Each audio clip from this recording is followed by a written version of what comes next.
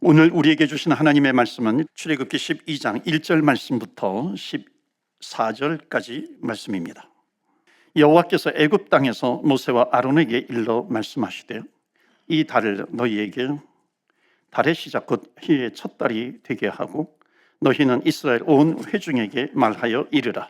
이달 열흘에 너희 각자가 어린 양을 취할지니 각 가족대로 그 식구를 위하여 어린 양을 취하되 그 어린 양에 대하여 식구가 너무 적으면 그 집의 이웃과 함께 사람 수를 따라서 하나를 취하며 각 사람이 먹을 수 있는 분량에 따라서 너희 어린 양을 계산할 것이며 너희 어린 양은 흠없고 1년 된 수컷으로 하되 양이나 염소 중에서 취하고 이달 나흔 날까지 간직하였다가 해질 때에 이스라엘 회중이 그 양을 잡고 그 피를 양을 먹을 집 좌우 문설주와 인방에 바르고 그 밤에 그 고기를 불에 구워 무교병과 쓴 나물과 아울러 먹되 날 것으로나 물에 삶아서 먹지 말고 머리와 다리와 내장을 다 불에 구워 먹고 아침까지 남겨두지 말며 아침까지 남은 것은 곧 불사르라. 너희는 그것을 이렇게 먹을지니 허리에 띠를 띠고 발에 신을 신고 손에 지팡이를 잡고 급히 먹으라. 이것이 여호와의 유월절이니라. 내가 그 밤에 애굽 땅에 두루다니며 사람이나 짐승을 막론하고 애굽 땅에 있는 모든 처음 난 것을 다 치고 애굽의 모든 신을 내가 심판하리라. 나는 여호와라. 내가 애굽 땅을 칠 때에 그 피가 너희가 사는 집에 있어서 너희를 위하여 표적이 될지라. 내가 피를 볼 때에 너희를 넘어가리니 재앙이 너희에게 내려 멸하지 아니하리라. 14절 말씀 다 같이 읽겠습니다.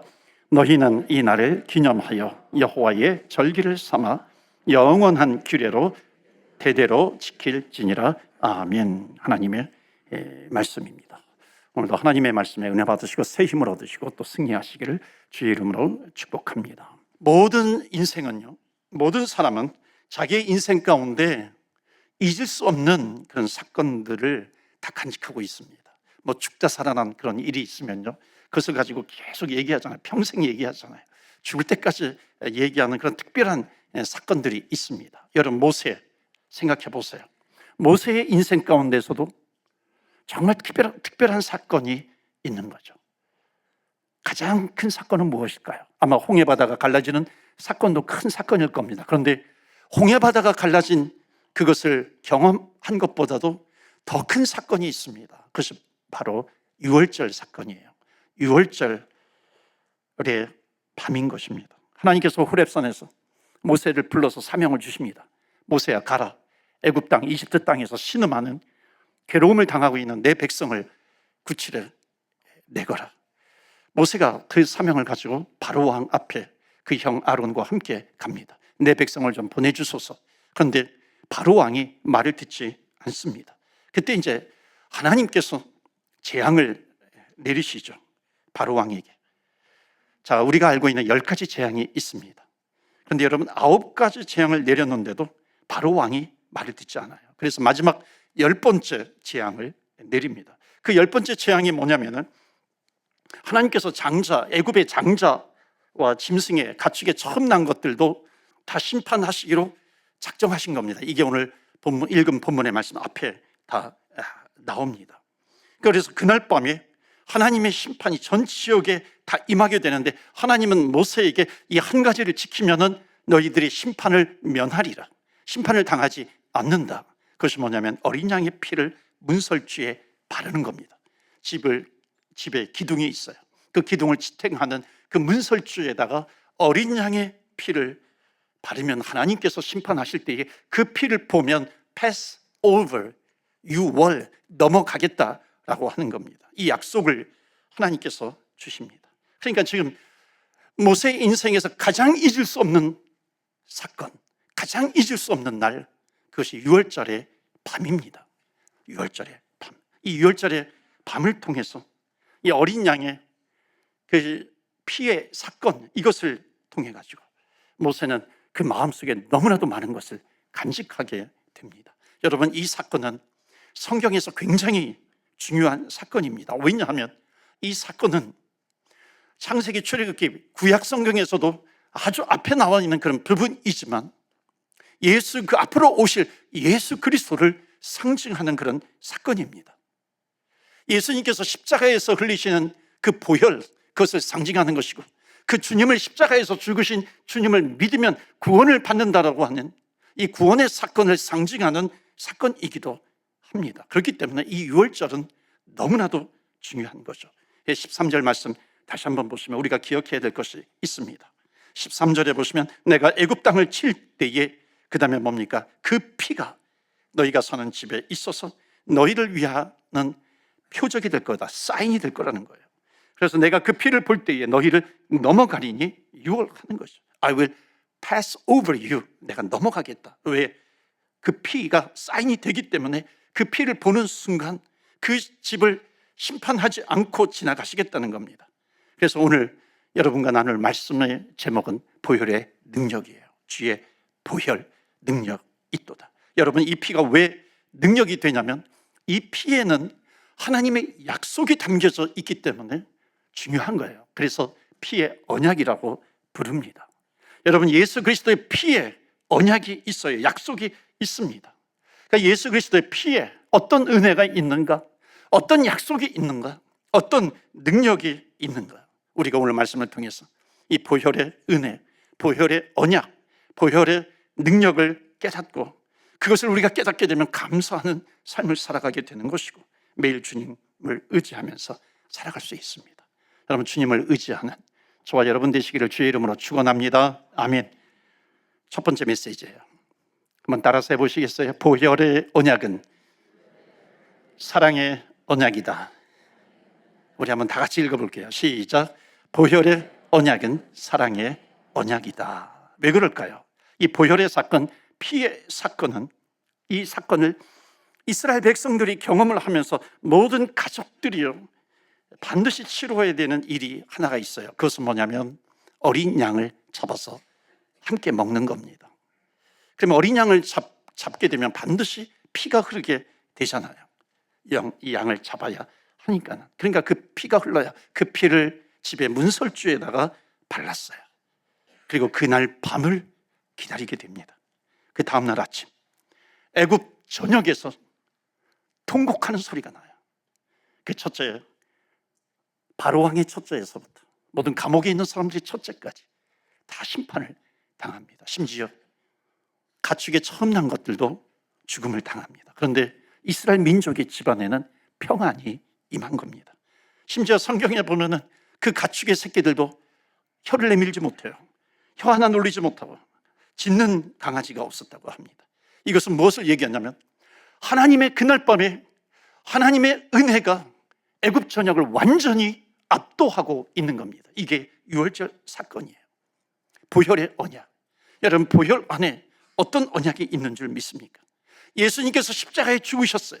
그 피를 흘리셨고 그 주님께서 나의 죄를 위해서 십자가에 죽으셨다라고 하는 것을 믿는 자는 죽어도 살게 되는 축복이 임하게 되는 줄로 믿습니다. 영원히 사는 언약이에요. 우리가 이 세상을 살다가 죽음을 당하게 되면 하나님 나라에서 눈을 뜨게 된다라고 하는 것, 이것을 언약, 약속으로 주신 겁니다. 이게 보혈의 언약이죠. 이것이 왜 우리가 함께 읽었던 것처럼 사랑의 언약이냐면 하나님이 이렇게 이스라엘 백성들을 살려주신 이유가 무엇이에요? 그것은 사랑하기 때문이죠. 사랑하시기 때문에 살려주시는 겁니다. 제가 가끔 예를 드는 것이 있어요. 여러분, 우리 인간의 몸에는 콩팥이 두 개가 있습니다. 여러분, 콩팥의 기능은 피를 걸러주잖아요. 피를 걸러주지 못하면 투석을 해야 합니다. 그러면서 신장 이식, 콩팥 이식을 기다려야 하는 거죠. 한번 생각해 보세요. 여러분, 콩팥을 못 쓰게 되면 여러분 누가 줄 거라고 생각을 하십니까? 우리 집사님, 남편이 콩팥을 줄까요, 안 줄까요? 줄 거다, 절대로 안 줄 거다, 둘 중에 어느 거예요? 아마 주실 거예요. 그렇죠? 예. 여러분, 왜 주십니까? 왜 줘요? 사랑하기 때문에 그런 거죠. 여러분, 어머니는 더 주고 싶죠. 왜? 더 사랑하기 때문에 그런 겁니다. 그런데 콩팥은 건강한 사람은 두 개가 있어요. 하나는 떼어서 콩팥의 기능을 못하는 사람에게 줄 수 있습니다. 그런데 문제는 뭐냐면 콩팥이 아니라 심장이에요. 만약 심장이 제 기능을 하지 못해요. 심장이 작동을 하지 못하면 심장 이식을 해야 합니다. 그런데 어머니가 아무리 사랑한다 할지라도 어머니는 주고 싶을 거예요. 그런데 이것을 떼는 순간 죽기 때문에 이것은 법적으로도 금지가 되어 있습니다. 여러분, 십자가의 언약, 유월절의 언약은 십자가의 언약을 보여주는 겁니다. 유월절의 언약은 십자가예요. 십자가에서 예수님이 죽으신 사건이 뭐냐면 하나님께서 우리의 심장을 다 진찰해 보신 결과 우리의 심장이 다 썩은 거예요. 죽게 되었어요. 유월절의 심판 받을 수밖에 없는 그런 심장을 내가 가지고 있는데, 유월절의 심판은 바로 하나님의 죄의 심판을 상징합니다. 여러분, 출애굽기를 잘 보시면 10가지 재앙이 있는데 9번째까지의 재앙과 10번째 재앙 사이에 차이점이 있습니다. 9번째까지는 애굽 사람들에게만 그 재앙이 내려요. 개구리떼 재앙이라든지 파리 재앙이라든지 이런 것이 있죠. 이스라엘 백성들에게는 아무것도 내리지 않습니다. 마지막 9번째 재앙이 뭐냐면 흑암의 재앙이에요. 이 애굽의 저녁에 캄캄해진 겁니다. 어둠이에요. 그런데 성경에 보면은 이스라엘 사람들이 있는 지역에는 광명이 있었다. 이렇게 차이가 있는 거죠. 그런데 10번째 재앙은 모든 지역을 다 심판하는 겁니다. 그 심판은 모든 사람들에게 다 임하는 거예요. 죄진 사람들에 대한 하나님의 심판입니다. 이 죄에 대한 심판이 임하면 아무도 빠져나갈 수 없다는 겁니다. 심지어 이스라엘 사람들도 이 심판에서는 예외가 안 되는 것이죠. 6월절의 심판에서 살아남을 수 있는 길은 오직 하나예요.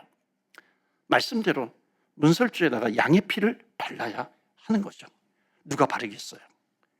이같이 피의 언약을 믿는 사람들만 바르는 겁니다. 그렇기 때문에 6월절이라고 하는 것은 보혈을 상징합니다. 십자가의 보혈의 언약, 어린 양의 피, 그 어린 양은 예수 그리스도를 상징하죠. 그래서 6월절의 어린 양의 피는 예수님의 십자가를 상징하는데, 그때 일어나는 일이 뭐냐면 우리의 심장을 위해서 예수님께서 당신의 심장을 꺼내신 사건이 바로 십자가의 사건입니다. 왜? 우리를 사랑하시기 때문에. 우리를 사랑하시기 때문에 당신이 어떤 희생을 치르고서라도 우리를 살리시겠다라고 하는 그 하나님의 의지의 표현이, 그것이 바로 보혈의 언약이라는 겁니다. 여러분, 하나님은 우리를 살려주시기 위해서 죽어주셨다라고 하는 것을 믿는 것, 이것이 구원받는 믿음입니다. 그래서 주님께서 나를 위해서 죽어주셨다라고 하는 것을 믿어야 내가 구원을 받는 겁니다. 여러분, 얼마나 사랑하시면 우리를 위해서 죽어주시겠어요? 여러분, 한번 생각해 보시죠. 여러분의 자녀가 어떤 사람 앞에서 막 이렇게 매를 맞고 있어요. 여러분 어떻게 하시겠어요? 그놈이 그동안 내 속을 많이 썩였는데 내 속이 시원하다. 여러분, 그럴 부모님이 한 분도 없을 겁니다. 가서 말려야죠. 말리려고 하는데 옆에 있는 사람들이 내 손을 붙잡고 있어요. 그럼 내 자녀가 매 맞고 있는 그런 모습을 보는 부모님은 아마 속이 터져서 죽게 될 겁니다. 십자가의 사건이 뭐냐면, 보혈의 사건이라고 하는 것이 무엇이냐면, 하나님께서 우리를 살리시기 위해서 예수님께서 십자가를 지셔서 십자가에서 그 피를 흘리지 않으면 죄 사함이 안 돼요. 뭐냐면 이것은 하나님의 약속이기 때문에 그렇죠. 죄 없으신 예수님이 십자가에 죽으십니다. 창에 찔리시는데, 침뱉음을 당하면서 조롱을 당하시는데, 그것을 바라보시는 하나님 아버지는 기적을 행하실 수도 있지만은 저 십자가에 달린 예수가 죽어야, 내 아들이 죽어야 우리들이 살 수 있기 때문에 그 장면 보면서 하나님 아버지는 가슴이 터지면서도 그 장면을 목격하는 겁니다. 그렇게 피 흘려 죽으시는 아들 예수가 거기에서 죽어주시면서 우리를 구원하시는 것이 뭐냐면 바로 보혈의 은혜인 것입니다. 보혈의 언약이라고 하는 것은 그렇기 때문에 어떤 희생을 치르서라도 하나님께서 우리를 살려내시고야 만다라고 하는 피의 언약, 피의 약속, 그것이 바로 보혈의 언약이죠. 그래서 이것은 사랑의 언약입니다. 여러분, 이스라엘 백성들이 나중에 살아나서 모세가 이스라엘 백성들을 데리고 나옵니다. 탈출해서 광야로 가죠. 그때 광야에서 하나님께서 가르쳐 주신 제사법이 있어요. 그 제사법이 뭐냐면 피의 제사입니다. 그리고 구약시대 계속해서 가나안 땅에 들어가고 왕정시대가 열려도 계속해서 이 피의 제사를 드립니다. 그러니까 이스라엘 백성들은 알았어요. 이 피의 제사라고 하는 것은 하나님께서 우리에게 뭔가 가르쳐 주시는 것인데, 이 하나님께서 가르쳐 주시는 피의 제사에 대해서 이스라엘 백성들은 이미 다 안 겁니다. 금방 깨달은 겁니다. 왜냐하면 유월절을 경험했기 때문이죠. 이것은 죄를 사해 주는 그런 하나님의 예식이다라고 하는 것을 유월절의 경험을 통해서 이미 그 백성들은 알게 된 겁니다. 자, 구약 성경 레위기 17장을 한번 보실까요?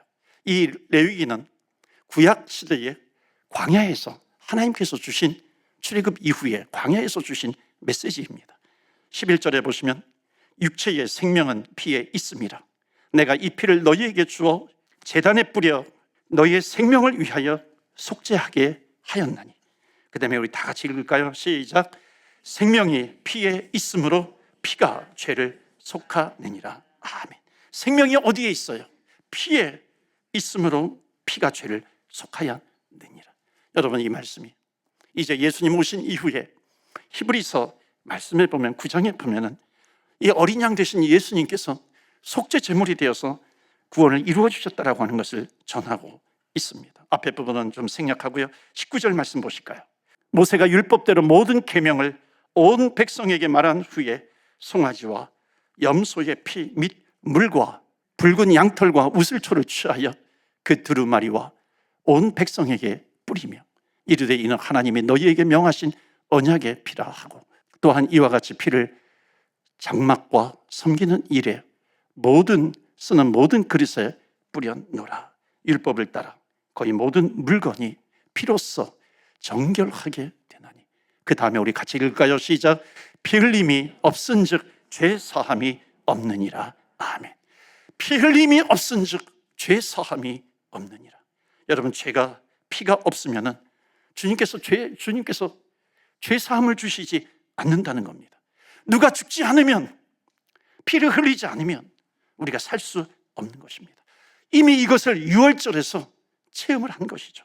그래서 예수님의 제자 요한이 그 예수님을 보면서 세상의 죄를 지고 가는 하나님의 어린 양이로다 고백을 합니다. 여러분, 성경은 창세기부터 마지막 장까지 관통하고 있는 것이 있습니다. 그것이 뭐냐면 심판과 구원입니다. 구원과 심판. 이것은 따로따로 떨어져 있는 것이 아니라 동전의 양면처럼 같이 있는 겁니다. 여러분, 이 유월절 사건의 키라고 하는 것은 뭐냐면 하나님의 심판, 하나님의 재앙, 이것이 다가 아니에요. 그 심판 가운데서도 하나님께서 우리를 건져내시기로 작정하신 그 하나님의 사랑이 담겨져 있고 하나님의 능력이 담겨져 있고 우리를 구원하시는 주님, 바로 이 유월절 사건의 포커스는 바로 이런 겁니다. 우리는 죽을 수밖에 없는 죄를 가지고 있는 사람들이에요. 그러니까 우리를 살리기 위해서 모든 대가를 지불하셨다라고 하는 것, 이것이 바로 보혈의 사건이고 이게 피의 언약입니다. 십자가의 그 피의 언약은 그래서 사랑의 언약입니다. 우리를 사랑하시기 위해서 죽으셨다라고 하는 것이 주님의 약속입니다. 그래서 이 약속을 믿는 자는 하나님의 약속이 뭐예요? 하나님의 말씀이 뭐예요? 영원히 살 것이다 하는 거죠. 우리는 하나님의 사랑을 날마다 기억해야 합니다. 유월절 어린 양의 피를 문설주에다가 발라라. 그러면 하나님의 심판이 넘어가게 되리라. 궁금한 것이 있어요. 애굽 사람 가운데 양의 피를 바른 사람은 살았을까요? 죽었을까요? 죽었을까요? 안 죽었을까요? 양의 피를 바른 애굽 사람들도 죽지 않았습니다. 왜냐하면 이것은 하나님의 약속이기 때문에 그렇습니다. 약속을 믿었기 때문에 패스 오버 한 거예요. 자, 여기에서 구원에 대해서 생각해 보아야 합니다. 하나님은 애굽의 장자들을 완전히 멸하시고 양의 피를 바른 사람들을 하나님은 다 살려내신 겁니다. 한번 상상해 보시죠. 죽음의 심판이 지나가고 있어요. 집안에 있는 사람들의 느낌은 어땠을까요? 문설주에다가 양의 피를 발랐어요. 그런데 앞에 있는 애굽의 장자가 죽어요. 뒷집에 있는 애굽의 장자도 죽습니다. 아침에 해가 밝으니까 막 통곡 소리가 여기저기에서 들립니다. 여러분, 이 통곡의 소리를 들었을 때 그들의 마음은 어땠을까요? 무섭다 하는 것 아니겠어요? 또 한편, 나는 절대로 죽지 않을 거야, 괜찮을 거야, 지나갈 거야, 이런 감정을 가지고 있는 사람들, 그러면서 기다린 사람들이 있습니다. 피를 발라놓고도 살 수 있을까 두려움을 가지고 있는 그 감정은, 그 느낌을 가지고 있는 사람들도 있었을 겁니다. 어떤 집이 살았나요? 자신만만한 사람이 살았나요? 두려움을 가진 사람은 살지 못했는가요? 두렵든지 아니면 기쁘든지 하나님의 약속을 따라서 피를 바른 집은 다 살아나게 된 겁니다. 피를 바른 집은 패스 오버, 넘어간 거죠. 그러면 여기에서 우리는 반드시 이 질문을 던져야 됩니다. 구원이라고 하는 사건은 내 감정에 달린 건가요? 아니면 하나님의 약속에 달린 건가요?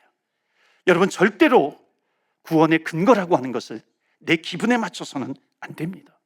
구원의 근거를 내 행위에 맞춰서는 안 된다는 것입니다. 우리가 구원받은 것은 내가 오늘 좀 이렇게 율법도 잘 지키고 잘하니까 나는 크리스찬으로서 나는 구원받은 것 같아. 그런데 그 다음 날은 죄로 인해서 폴다운, 넘어지는 거예요. 나는 구원받지 못했나 보다. 여러분, 이렇게 감정이 왔다 갔다 해서 내가 구원받은 것, 구원받지 못한 것, 이것이 왔다 갔다 하는 것이 아니라 예수님을 믿는 자예요.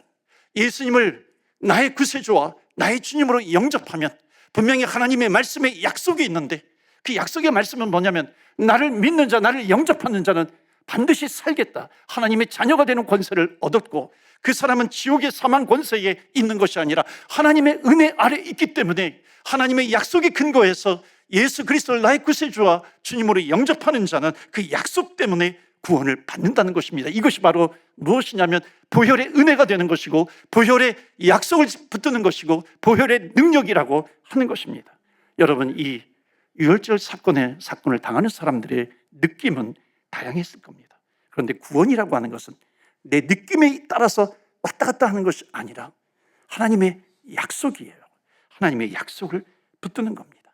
하나님의 약속을 믿고 문설주에 바른 사람들은, 다 피를 바른 사람은 구원을 받게 됩니다. 여러분, 이 구원이라고 하는 것은 완벽한 구원이에요.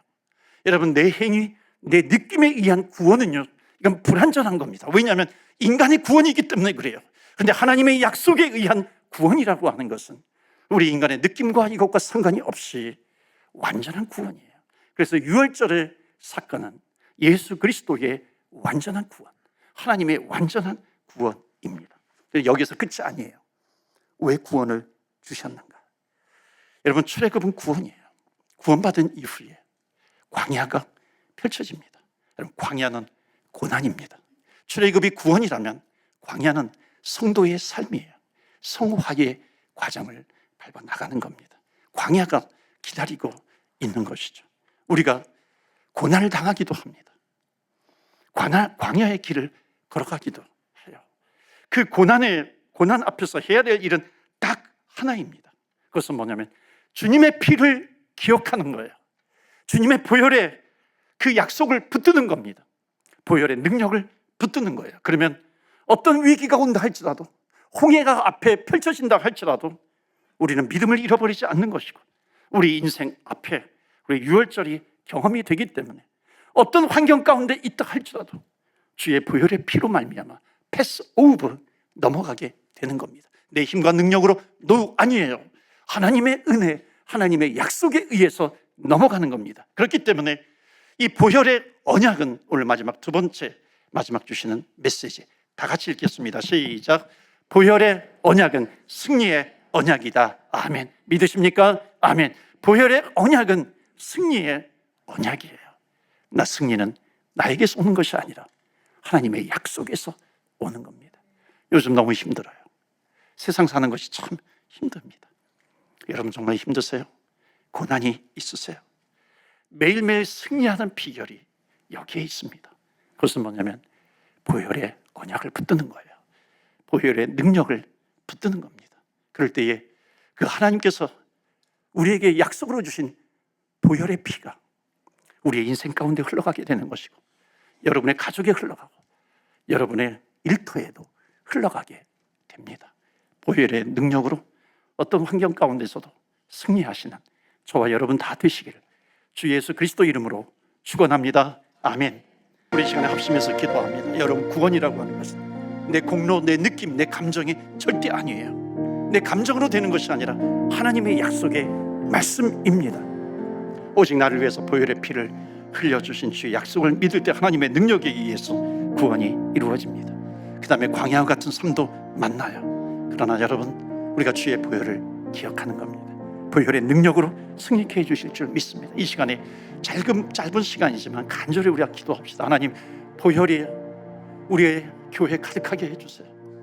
우리 오늘 참여하신 모든 성도님들이 주의 보혈이 흐르게 해주시고, 그 가정에 흐르게 해주시고, 그 자녀들에게 그 일터에 흘러가게 하여 주셔서 아무리 광야와 같은 삶이라도 승리케 하여 주실 줄 믿습니다. 우리 다 같이 주여, 주의 이름 부르며 기도하며 나아갑니다. 주여.